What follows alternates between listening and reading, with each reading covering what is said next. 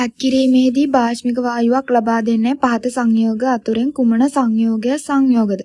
Ammonium carbonate එක දීලා තියෙනවා. ඇමෝනියම් ක්ලෝරයිඩයයි, ඇමෝනියම් නයිට්‍රයිඩයයි, ඇමෝනියම් නයිට්‍රේටයයි, ඇමෝනියම් ඩයික්‍රොමේටයයි.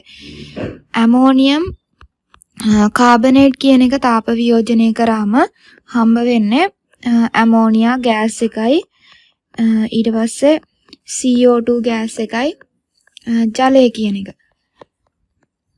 ඇමෝනියම් ක්ලෝරයිඩ් කියන එක තාප වියෝජනයක් කරොත් ඒකෙදි හම්බ වෙන්නේ ඇමෝනියා ගෑස් එකයි HCl කියන එක. ඊට පස්සේ ඇමෝනියම් නයිට්‍රයිඩේ තාප වියෝජනය කරොත් N2 ගෑස් එකයි ජලය හම්බ වෙනවා. ඊට පස්සේ ඇමෝනියම් නයිට්‍රේටය තාප වියෝජනය කරාම හම්බ වෙන්නේ නයිට්‍රස් ඔක්සයිඩ් කියන ගෑස් එකයි. ඊට පස්සේ ජලය ඇමෝනියම් ඩයික්‍රොමේට් කියන එක. ඇමෝනියම් ඩයික්‍රොමේට් කියන්නේ ඝනයක්. ඒක දීප්තිමත් තැඹිලි පාටක්. මේ ඇමෝනියම් ඩයික්‍රොමේට් කියලා කියන්නේ දීප්තිමත් තැඹිලි පාටක්.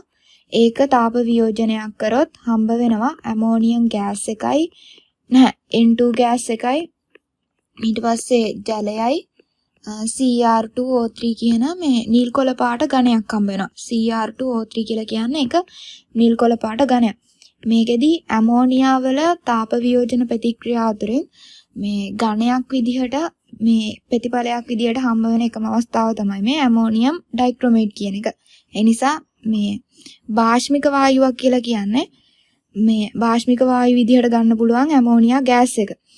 ඒකෙදි මේ රත් කරනකොට නැත්නම් තාප වියෝජනයක් කරනකොට මේ ප්‍රතිඵලයක් විදිහට භාෂ්මික වායුවක් ලබා දෙන අවස්ථා දෙක තමයි ඇමෝනියම් කාබනේට් එකයි ඇමෝනියම් ක්ලෝරයිඩ් කියන සංයෝග දෙක. ඒ නිසා මේකට පිළිතුර විදිහට එන්නේ AB කියන පිළිතුර.